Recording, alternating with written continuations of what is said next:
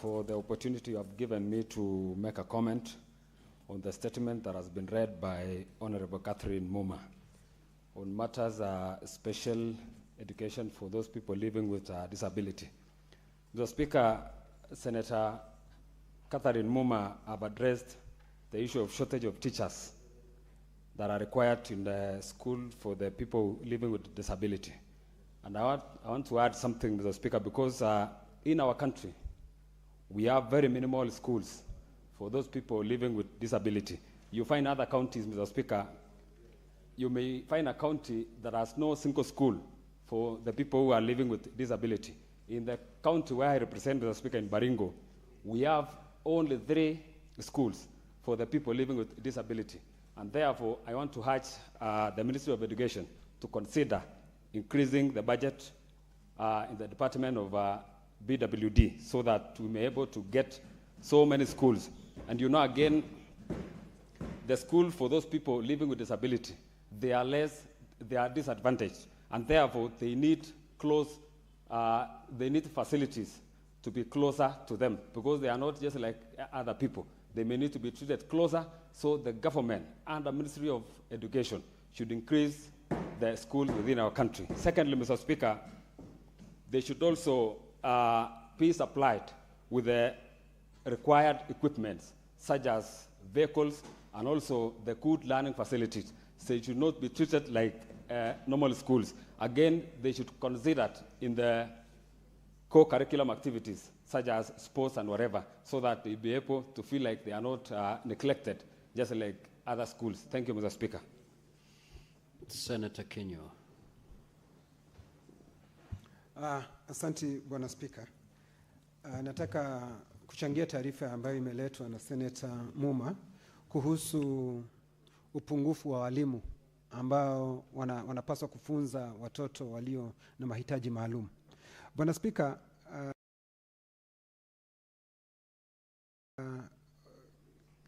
ni kweli, kwa sababu wanafunzi walio na mahitaji maalum wana haki kikatiba kuwa wakishughulikiwa, lakini kulingana kwa wizara na vile vile katika gatuzi zetu, jambo hili wamelichukulia tu hivi, Bwana Speaker, halitiliwi mkazo.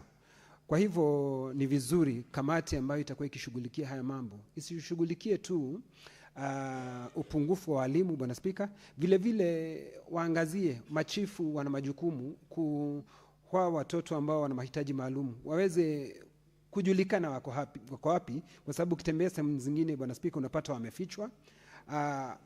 Watu wanaonekana ni kama watu ambao hawafai katika jamii. Kwa hivyo, Bwana Speaker, sio tu katika elimu, lakini wanapaswa iangaziwe katika jamii zetu na waweze kujiweza kujulikana ya kwamba hata wao wana sehemu katika jamii yetu, Bwana Speaker. Kwa hivyo kamati inayohusika wanapaswa waangalie haya mambo kwa undani sana. Taarifa nyingine ambayo ningependa kuchangia ni taarifa ambayo imeletwa na Senator wa Nandi, Senator Chargei, kuhusu bei vile ambavyo zimepanda maradufu. Lakini, Bwana Speaker, inapaswa ijulikane kwanza, Jamhuri ya Kenya serikali ina jukumu ya kulinda wananchi wa Kenya. Ukiangalia bei za mafuta, Bwana Speaker, uangalie bei ya mafuta Uganda, uangalie bei ya mafuta Rwanda, bei iko chini kulingana na ukilinganisha na Kenya, kwa sababu ushuru wa bei ya mafuta iko juu zaidi. Lakini hata hivyo, Bwana Speaker, kumekuwa na hawa wanabiashara walagai ambao wanawalagai wa Kenya kwa kuongeza bei maradufu, Bwana Speaker. Kwa hivyo kuna haya mashirika, Bwana Speaker, kama hili shirika la udhabiti na vile vile mamlaka ya ushindani, Bwana Speaker, hawa wanapaswa waajibike, waweze kufuatilia ilhali hawa wanabiashara walagai ambao wanafanya bei kwenda juu zaidi waweze kuchukuliwa hatua. Kamati ambayo inapaswa kushughulikia jambo hili wanapaswa angalia mambo, na wale ambao wanahusika haya mashirika, Bwana Speaker, na mamlaka waweze kuitwa hapa katika Seneti na waweze kuulizwa maswali, wanafanya nini ili waweze kusaidia Wakenya. Si kuwa tu tuko na hizi shirika, tuko na haya mamlaka, lakini hayafanyi kazi yoyote kuwasaidia Wakenya, lakini We have long spent the 15 minutes that had been allocated to the comments for comments. We'll therefore proceed to the next order. However, before I ask the clerk to call the next order, allow me to pass this communication.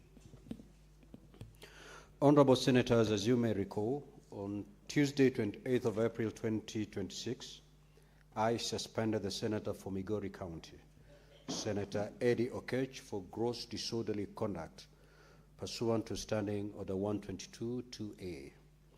The Senator's suspension was to conclude today, 30th of May 2026. However, pursuant to Standing Order 127, the Honorable Senator appealed against the suspension, and pursuant to Standing Order 127B, I acceded to his appeal and reduced his suspension by 1 day. And therefore, the Honorable Senator has been readmitted to the chamber today. Next order. Order number 8, the Division of Revenue Bill, National Assembly Bills number 2 of 2026, second reading, resumption of debate. Now, Honorable Senators, allow me to rearrange the order paper. There is an order that will take us very few minutes to dispense with, and that is order number 13. Kindly call that order. Once we are done with that order, we'll, of course, resume the normal flow. Order number 13, motion, consideration of the report of the Mediation Committee on the National Disaster Risk Management Bill, National Assembly Bills number 24 of 2023. Vice Chairperson, Mediation Committee on the bill. Thank you very much, Honorable Speaker. It's not a vice chair, it's a co-chair. Unfortunately, we cannot be subordinate to the National Assembly. Yes, correct. Yes. Yeah. Honorable Speaker, thank you very much. Let me move this motion. Honorable Speaker, I beg to move that this House adopts the report of the Mediation Committee on the National Disaster Management Bill, National Assembly Bill number 24 of 2023. Honorable Speaker, the objective of the bill is to establish a National Disaster Management Authority and the County Disaster Risk Management Committee, and to provide a legal framework for the coordination of disaster risk management activities.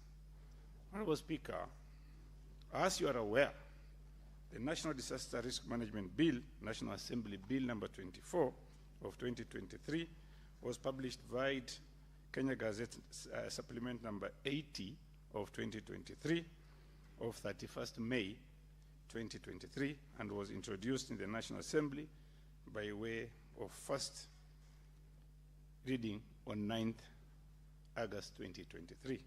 The bill was considered by the National Assembly and passed with amendments on 20th June 2024. Thereafter, the bill was referred to the Senate for consideration in accordance with Article 110. Senator Mohamed Chute, Yes. can you read that bit there of it, that motion? The way it should, then you start. Okay, thank you very much. Honorable Speaker, I beg to move 1 minute.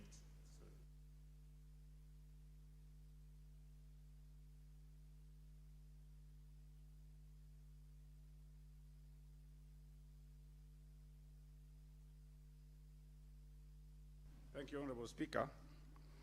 Honorable Speaker, that the Senate adopts the report of the Mediation Committee on National Disaster Risk Management Bill, National Assembly Bill number 24 of 2023, laid on the table of the Senate on Tuesday, 28 April 2026, and that pursuant to Article 1132 of the Constitution and Standing Order 1673 of the Senate, approves the mediation version of the bill.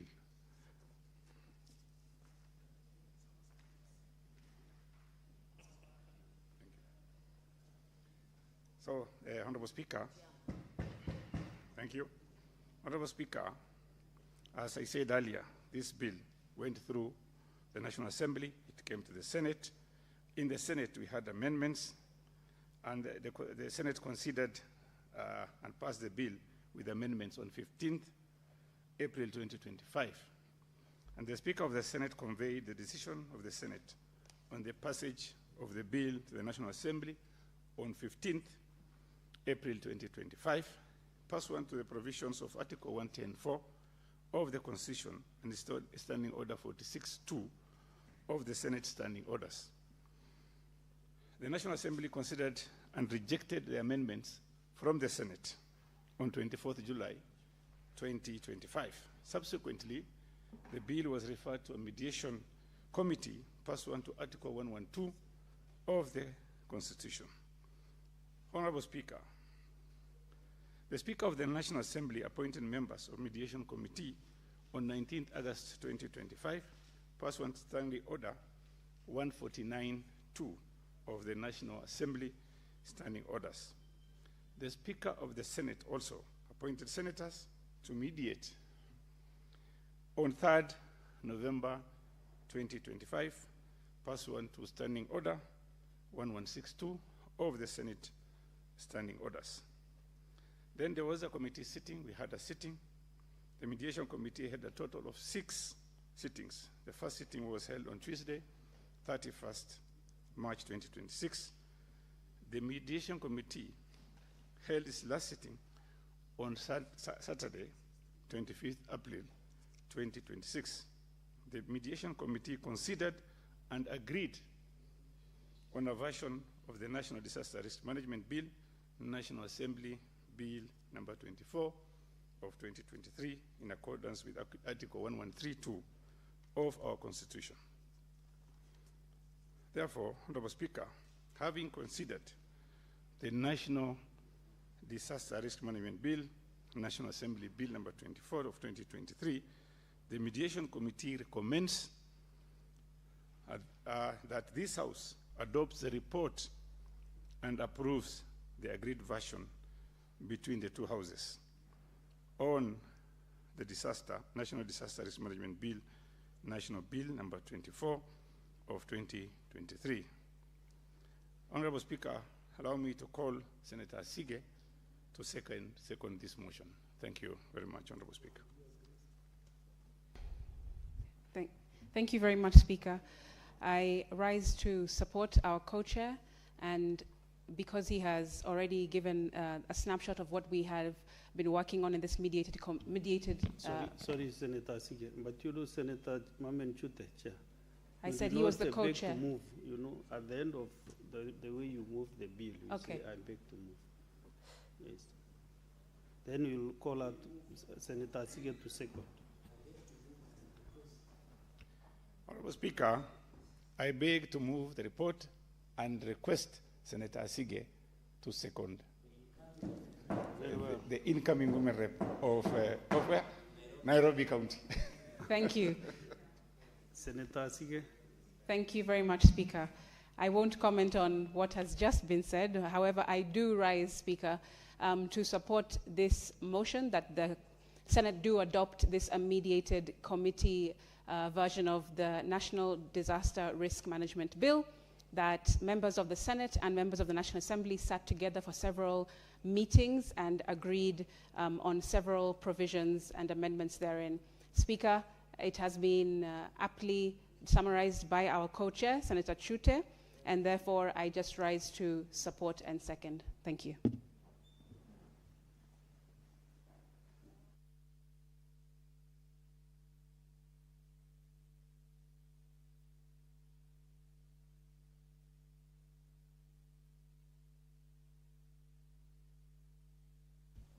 Honorable Senators, I propose the question that the Senate adopts the report of the Mediation Committee on the National Disaster Risk Management Bill, National Assembly Bills number 24 of 2023, laid on the table of the Senate on Tuesday, 28 April 2026, and that pursuant to Article 113(2) of the Constitution and Standing Order 167(3) of the Senate,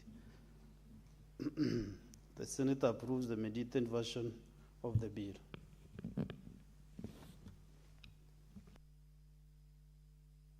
Senator Wamatinga, Commissioner, Parliamentary Service Commission.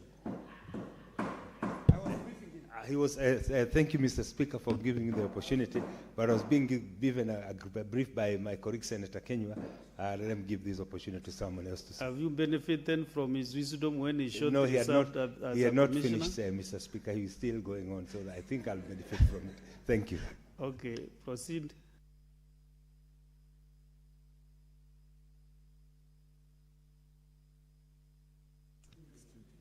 Oh, okay, okay. Senator Chalagay.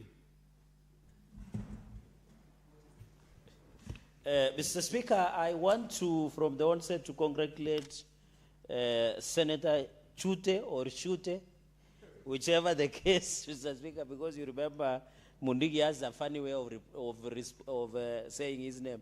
Mr. Speaker, I know for Kenyans who are following is that when as houses, because these are bicameral parliament, when as houses, Mr. Speaker, we differ.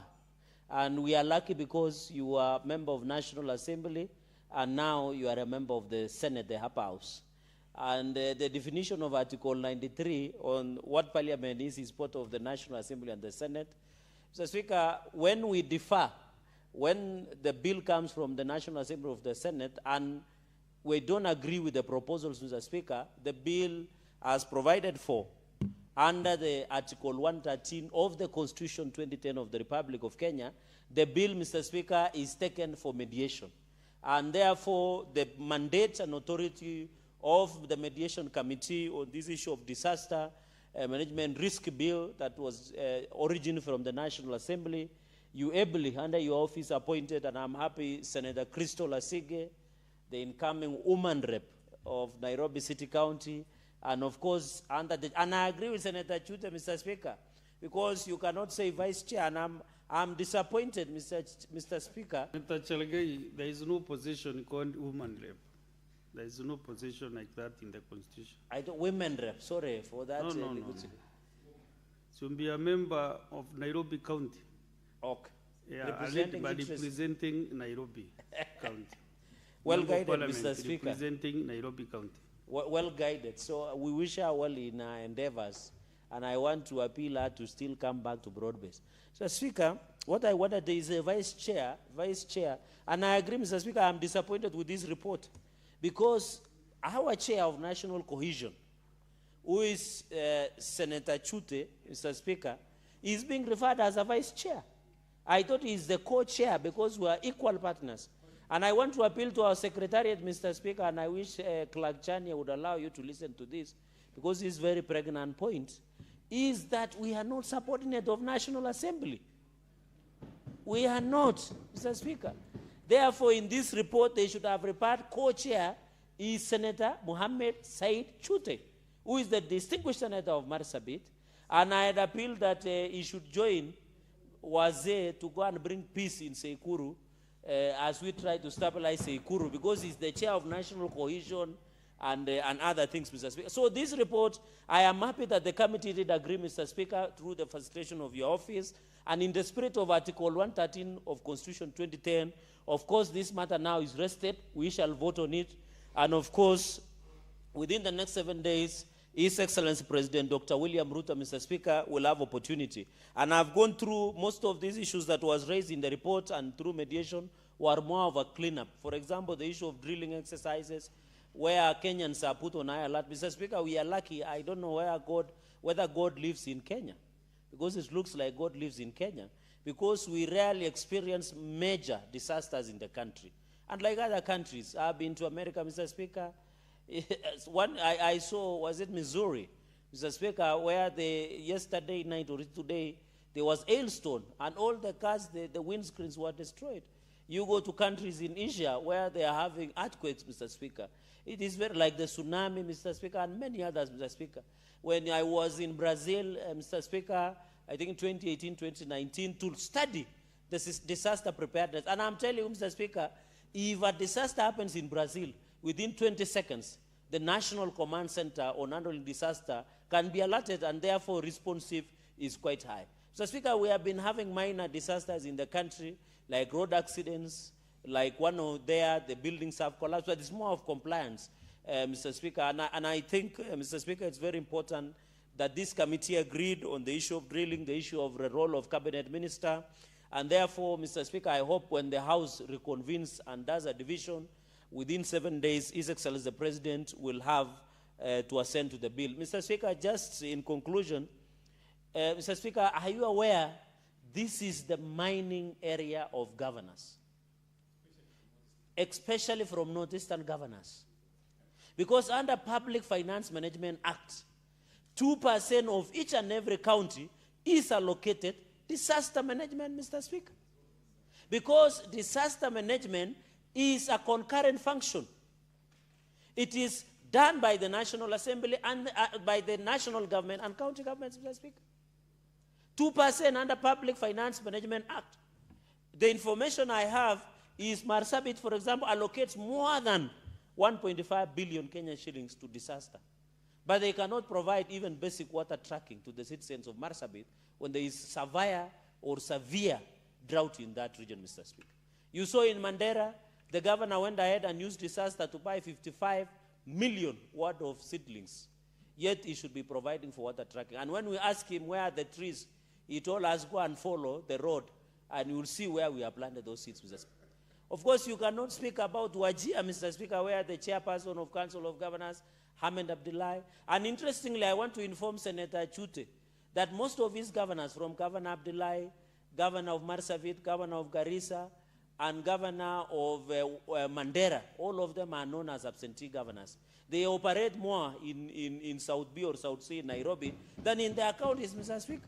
And that is where they eat. I can give you an example, Mr. Speaker, in conclusion, that we need to move as a country from response-based to prevention and mitigation of disasters. Sample of 2%, as per the equitable shareable revenue we dispensed in the last financial year, Mr. Speaker. Under the Public Finance Management Act, every county, including Meru, must allocate 2% of the budget to disaster. I can give you only 3 counties. Nairobi, they allocated 846 million in last financial year. But now, there is floods in the city. We are being told they wanted to buy boats. We never saw those boats when there were floods in the city, Mr. Speaker.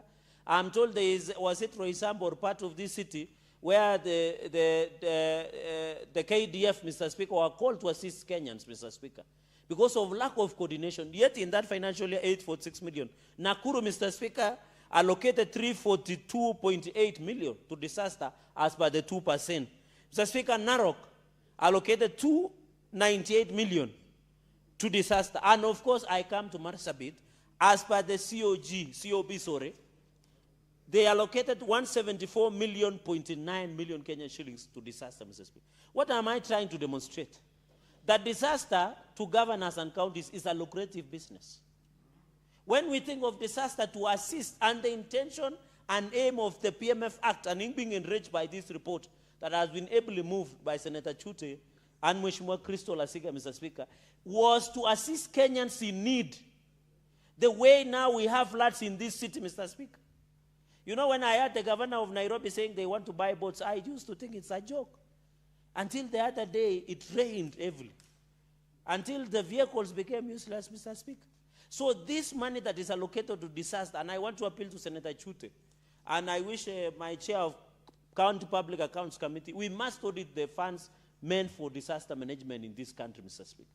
We face disasters that can only be handled, Mr. Speaker. In this day and era, Mr. Speaker, and I have a problem with also how you remember in the last session, and I am happy you were in the National Assembly, we were pushing that the strategic grain reserve must buy more cereals to assist Kenyans, especially during hunger, Mr. Speaker. It is very unfortunate that Kenyans are dying because of hunger. Mr. Speaker, a true government is known on how they treat their vulnerable in terms of need. If it rains, they suffer it. If the sun comes, they suffer it, Mr. Speaker. And it's not only human beings, it's also animals. And in fact, in future, and I've read the bill, and this report, I hope Senator Chute, because he comes from that region, we should also enhance the livestock insurance, Mr. Speaker. So that even as we take care of the human beings, of the people, we must take care of the livestock. Because he will tell you, the livestock, Mr. Speaker, the livestock to people of Marsabit and that northern region, where there are millions and millions, their dependence economic activity is the livestock. So I hope when we do this on the issue of disaster management, Mr. Speaker, and prevention, not reactive, Mr. Speaker, we should be able to ensure that we push. And therefore, I want to appeal to the President, now that we have an appeal to the President to ascend and appeal to him to ignore the naysayers. Mr. Speaker, you saw today news headlines saying the economy under Kibaki, under Uhuru grew, under William Ruto is not growing. I want to ask the President to assent to such bills and ignore the naysayers. You know, by the way, Mr. Speaker, media also uses a principle that they say, Mr. Speaker, there is a famous principle in media that says it is not news when a dog bites a man, but it is news when a man bites a dog, Mr. Speaker. So I want to appeal to the President to assist us by assenting to such legislative proposals that will improve the lives of Kenyans and include the naysayers, Mr. Speaker. And Mr. Speaker, this country, there are people who are behaving that there are more Kenyans than others, that they must lead this country. What we call ethnicity inferiority complex in this country, Mr. Speaker. Even when Kibaki, I've seen people celebrating Kibaki. Mr. Speaker, you know you are a Njurinjeka and you must have seen the reign of Kibaki. And they celebrate Kibaki so much, forgetting in 2007, 2008, there was post-election violence. They disputed 2007 general election, Mr. Speaker. So the success story of this country will be written through such innovative, precise legislative agenda that we give in this country, Mr. Speaker. So I want to appeal to the President as per Article 113 of the Constitution, within 7 days, and I know Your Excellency, sorry, Mr. Speaker, sir, you will be able to present, Mr. Speaker, and I would note, Mr. Speaker, with your indulgence, I want to thank the President because he took his time today to welcome Sebastian Sawe. And I thank you for approving the statement, Mr. Speaker. Sebastian Sawe, who won the London Marathon, who ran under 2 hours, was given a customized number plate, Mr. Speaker, was given millions of shillings. He was given a heroic response, Mr. Speaker, and I hope in future I want to pray and appeal to the people of Meru to start being athletes. This is a lucrative business, Mr. Speaker. But I have only one problem with KRA, Mr. Speaker. Can you believe Sebastian Sawe is winning 48.5 million in award, but KRA are taking 18 million Kenya shillings? KRA should zero rate, Mr. Speaker. Why take 18 million? The KRA, Mr. Speaker, so I want to appeal to KRA not to tax the winnings of athletes and sportsmen. And Mr. Speaker, with the indulgence that you have given me, because Sebastian Sawe is my villager. He comes from Donyongaria village. I come from Osoriot. And I wouldn't sit without acknowledging and thanking the President. But KRA, please, stop taxing Kenyans who are winning. There are many Kenyans who are doing tax evasion, Mr. Speaker. Mr. Speaker, with those many remarks, I beg to support this mediated version of disaster bill that came from the National Assembly. And I hope Article 113 it will be signed to law, and Kenyans, let us use what we call more of, Mr. Speaker, of preventive and mitigative measures rather than reactive measures in place. And congratulate Senator Chute for the job well done, and we wish him well. Thank you, Mr. Speaker. Very well. Honorable Senators, according to my dashboard, there is no other senator wishing to contribute on this motion. Therefore, I will call the mover to reply. Senator Mohamed Chute.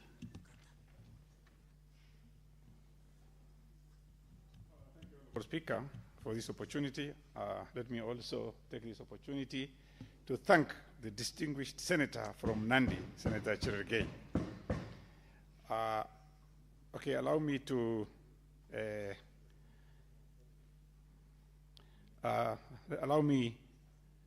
reply to this motion, Honorable Speaker. Honorable Speaker, pursuant to Standing Order 66.3, I beg to move that the putting of a question be deferred to a later date. Well done. That's okay with you, sir. Your Honor, accepting the putting of the question has been deferred.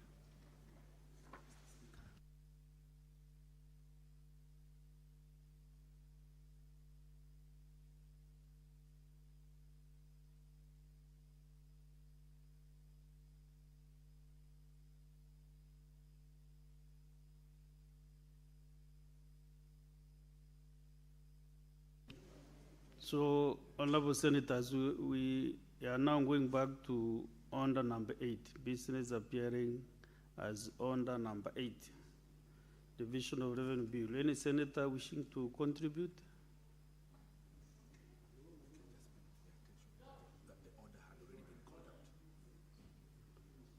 Order number 8. The order was called out previously by the previous chair.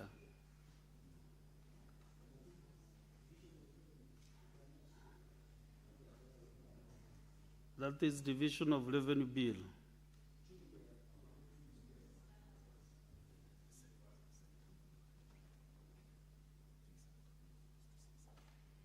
Do you want to say something, Senator Muma?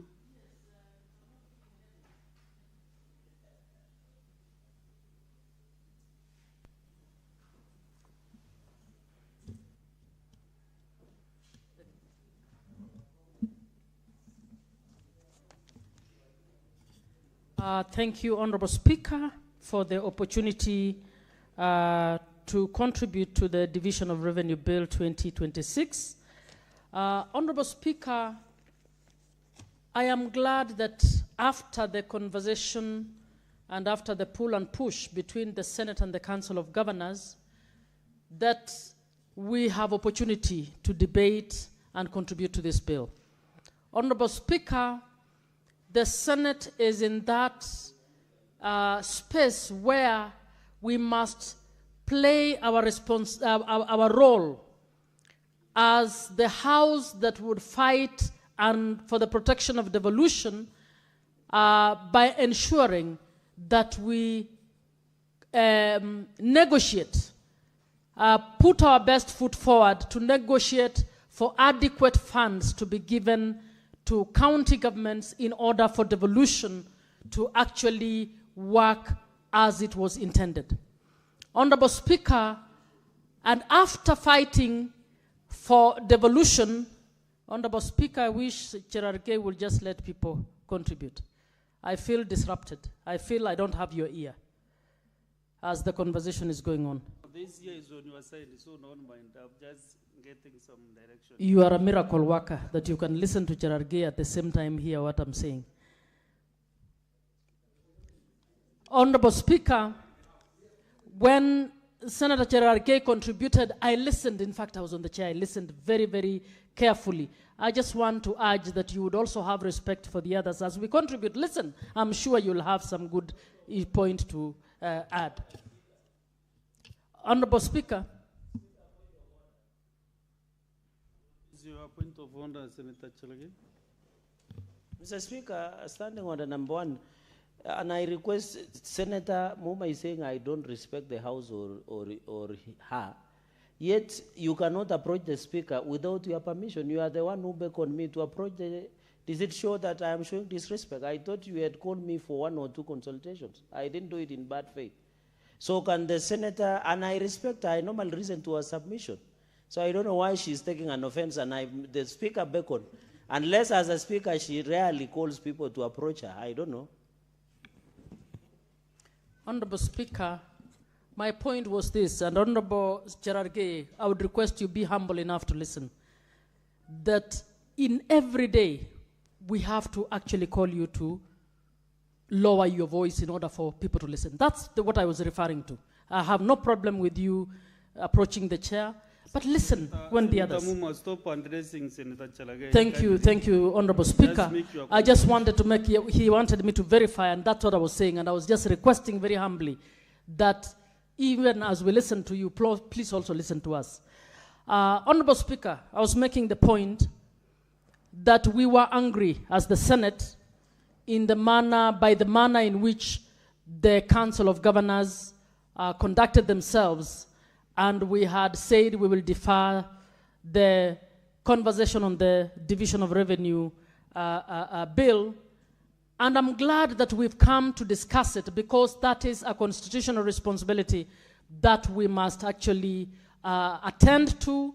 And we also have the constitutional responsibility to also oversight how these funds are deployed, and therefore both roles are roles of the Senate and without shame, without fear, we will carry out both in a manner that the people of Kenya contemplated when they gave this role to the Senate. Honorable Speaker, even as I say so, I would want to support that those who have argued that the Senate must go back to negotiate for more funds. Our committee has recommended 454 billion, and the CRA has recommended more money than that.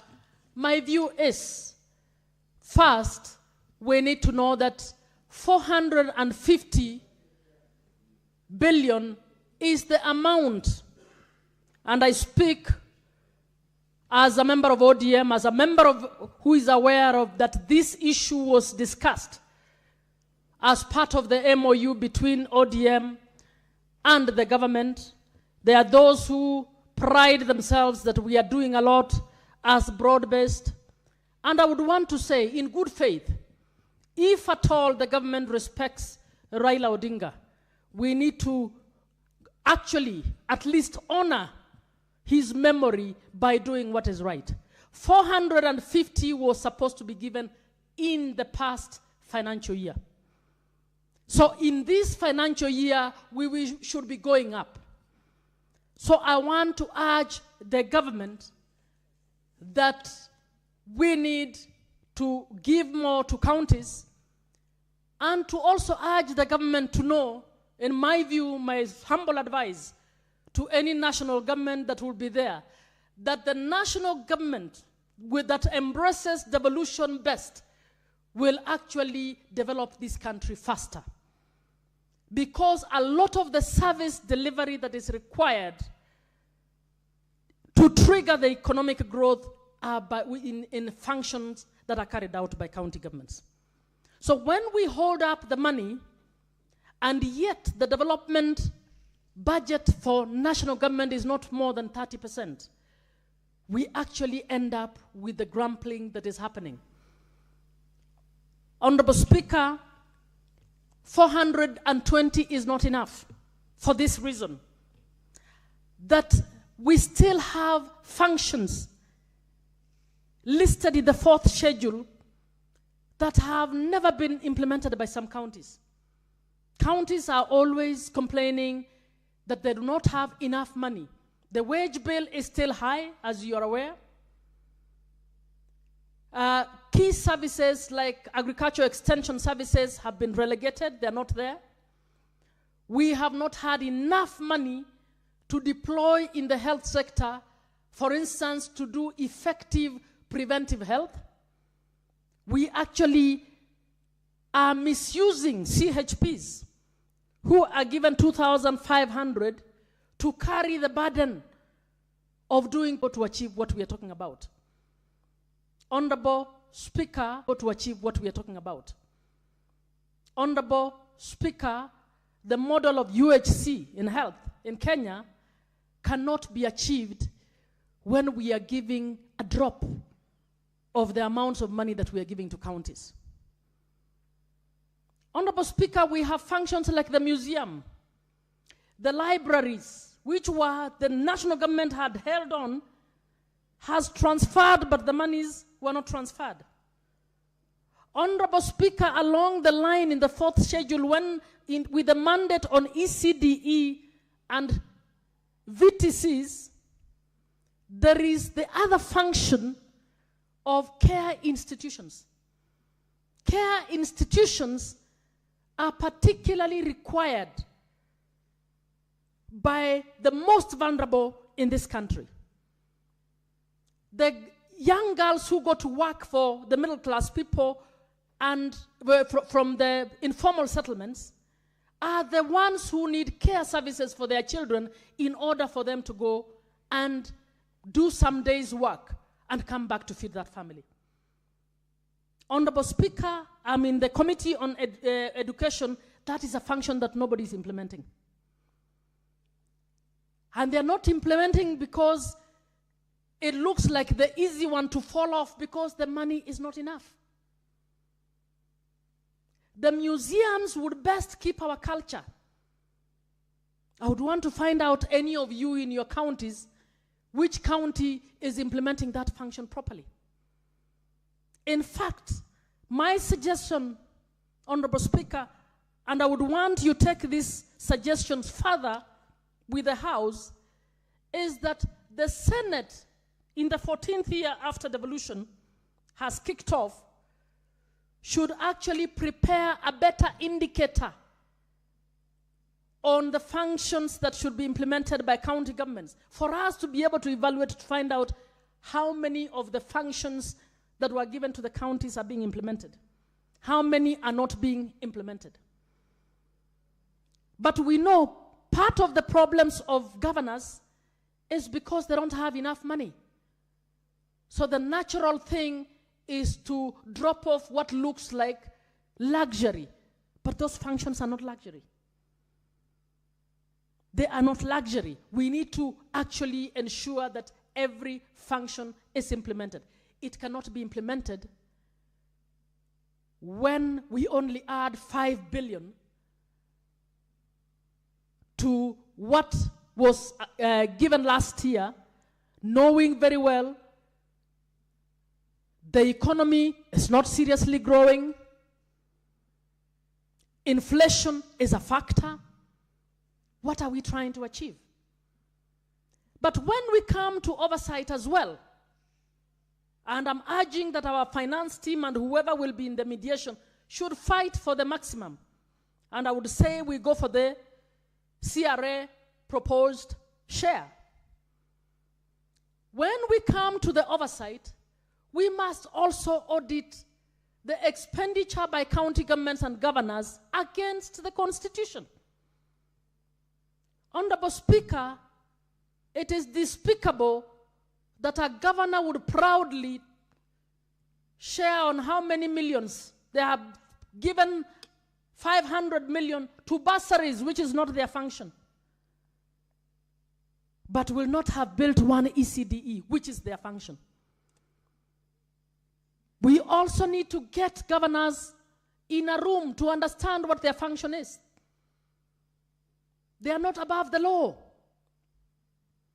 So we cannot go fighting as a Senate for them to get more money, and we hear governors assigning illegal MOUs to give conditional grants to the national government on bursaries. An issue that the whole world, all politicians want to give monies to. The members of the National Assembly, the president separately, all these cards giving scholarships. What is in this bursary? We need a proper evaluation of that. And we need to surcharge the governors who've taken money that is little, instead of deploying to functions that they are actually assigned under the 4th schedule, who go to assign it to other issues. I can see in the bill the national government is talking about cost cutting, some of the things that were put into account. I agree, as a nation we need to understand what is a priority and what is not a priority. And one of the things we must look at both county and national government levels is the parallel governments, in the name of advisors, in the name of these people who are employed willy-nilly by governors, by the president, and whose impact on the budget we have never been told properly. In fact, the Senate might also want to find out how much budget line is being deployed by governors to the employment of the fleet of advisors who are more than their CECs and those who are employed to carry out functions. So in the 14th year, Honorable Speaker, I think beyond what we did this morning that I want to give accolades to the Senate for, particularly the Senate Secretariat, I think we need to also come up with a publication of what is the state of the implementation of the functions assigned to counties. And we need to start auditing each county against that standard. We need to actually to be able to call out county governments that have spent monies on things that they should not have spent on. Properly speaking, they need to be personally surcharged with their finance officers, because that is what was contemplated by the Constitution. Nobody is above the law. And when you go above the law, you actually should be penalized. And the Constitution contemplated that you will be personally penalized for making decisions that were not within the law. So even as I support, I want to ask that we vigorously campaign and lobby for more money. We must tell the president that we still have a lot of money held at the national government. Monies for roads. We still have parastatals that are holding functions of the counties, money that should be counties, still with the counties, still being held by national government. So the national government cannot afford to throw a token 5 billion extra to the counties. But the committees must also be firm and tell the governors, we will do what we are supposed to do, including ensuring that you spend the monies that you are given to the functions that you are supposed to spend on. And you cut down on expenditure that is unnecessary so that we can get services. Honorable Speaker, I feel if we are not careful, the people of Kenya are getting tired. The combination of the role of Parliament, executive, even the judiciary, we need to start doing our job guided by nothing but the Constitution. And I believe if we implement this Constitution as was contemplated, this country will go far. I believe the national government that will come up and embrace devolution, and all of them lie to us when they're campaigning, that they support devolution. But when they come, they are the first ones affirming parastatals carrying out roles that are not theirs. I want to ask the broad-based government, we now have the chair of budget is an ODM member. The CS Treasury is an ODM member. Raila Odinga stood for devolution. Raila Odinga had asked in his lifetime that 450 in the last financial year be sent to county governments. If you truly respect him, including the president, if you truly respect Raila Odinga, you need to know we need to give the 450 we should have given in the last financial year, and we need to mark it up in this financial year, and I am asking that we mark it up to what the CRA has recommended in good faith. And let us find other ways of ensuring that we save cost on the largesse that is happening to ensure that we find that money. And I believe that money is there and can be found to go to the counties. I thank you, Mr. Speaker. Senator Wamatinga Wahome.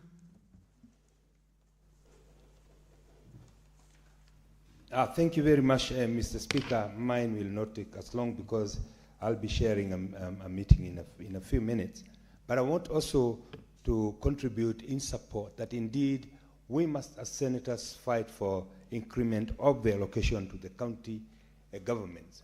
Mr. Speaker, the bottom line is we must ensure that we reinforce the gains that have been made while at the same time protecting them.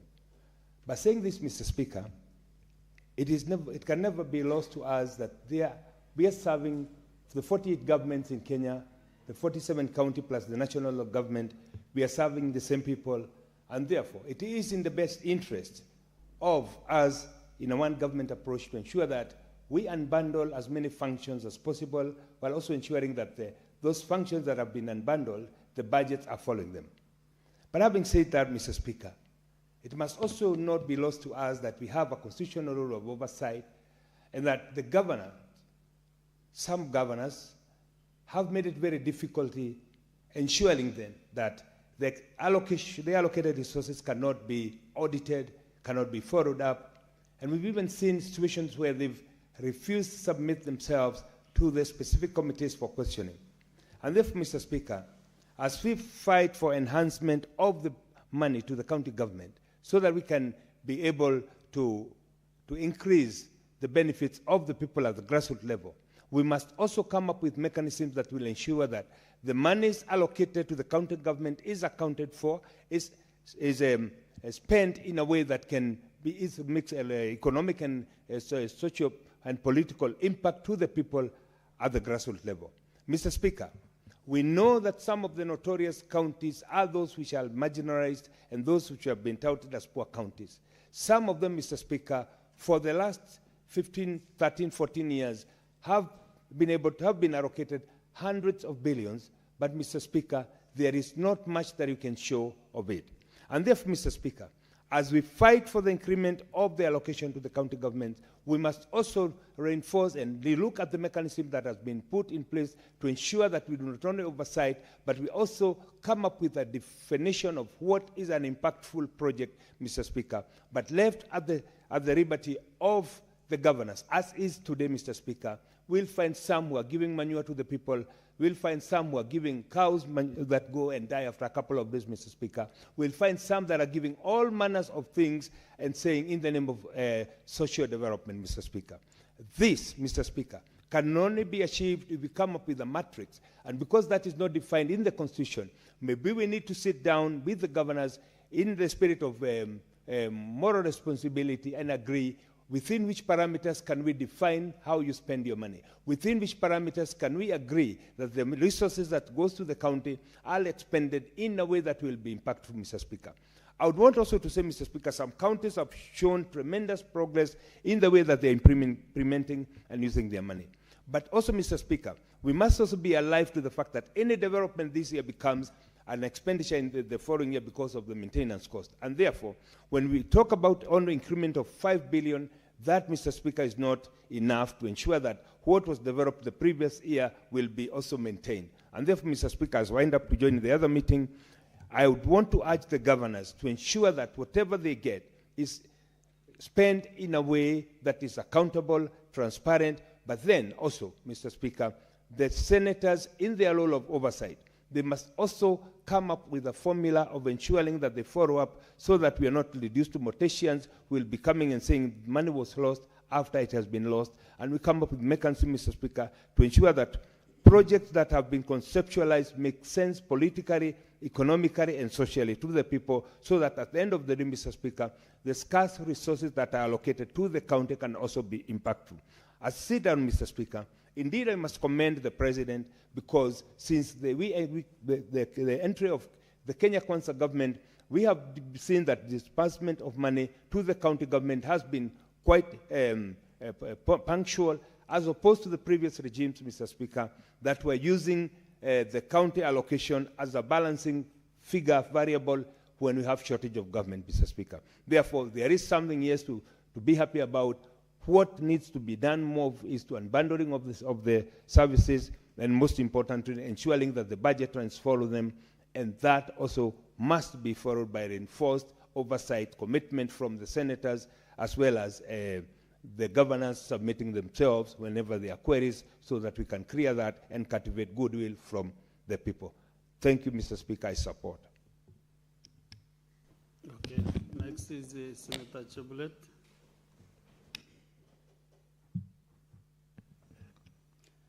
Thank you, Mr. Speaker, for the opportunity you have given me to also make a submission on matters county revenue allocation bill. Mr. Speaker, as we normally as senators champion for the governors to appear before the committees and give us how they have been managing our county resources. We also, as senators, we champion for the increment of our county allocations. So, Mr. Speaker, as the House and also members who are mandated to do oversight to our governors, we also appeal to our governors to appear at any time they are being summoned by the committees of this House. Mr. Speaker, as we champion for the increment of resources within our counties, we also demand accountability among our governors. We want them to show us how they are managing, how they are using our public resources, because we don't know a situation, Mr. Speaker, whereby as senators, we are championing the national government to increase the allocation of resources to our counties, and again, we don't see the benefits. We don't see the results. Because, Mr. Speaker, in several counties, Mr. Speaker, within our country, roads are in a very pathetic condition, and you find governors demanding for more resources. Agriculture sector, Mr. Speaker, is doing badly in our counties.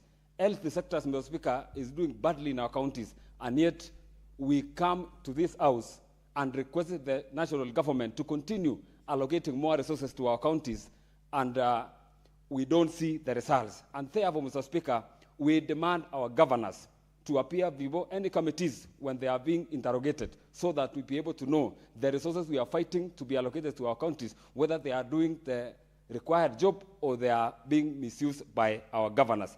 Lastly, Mr. Speaker, in my county, Mr. Speaker, recently,